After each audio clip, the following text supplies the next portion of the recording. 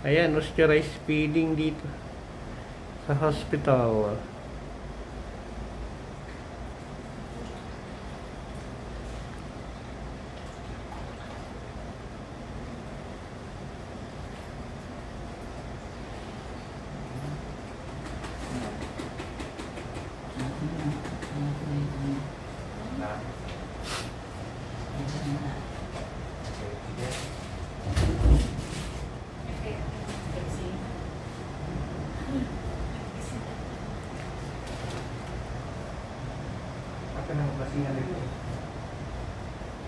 Naglalagay siya ng osteorized feeding.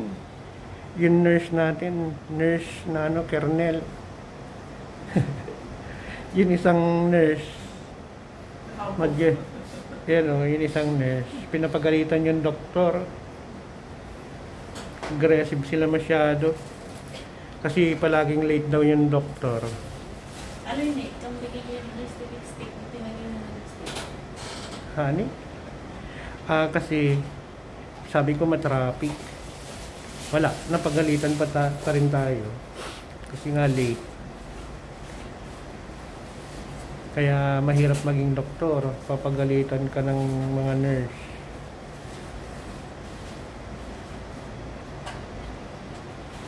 Ayan, nakatulog na si Mamang. Kasi makirot kanina dahil ano, ang laki yung tiyan. Puro pupo ang laman. Biruin mo 10 days na hindi nakapupo.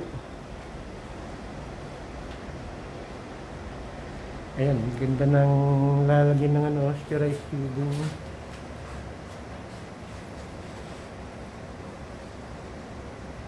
So wala yan.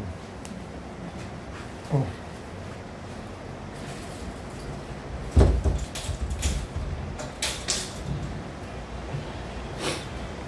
Dito na yung bunso. Hindi na yung bunso. Okay, maharap. Okay. Yan si Jack. Si Boss Jack. Bunso namin. Hindi matanggal ito diaper dyan. Ay, kung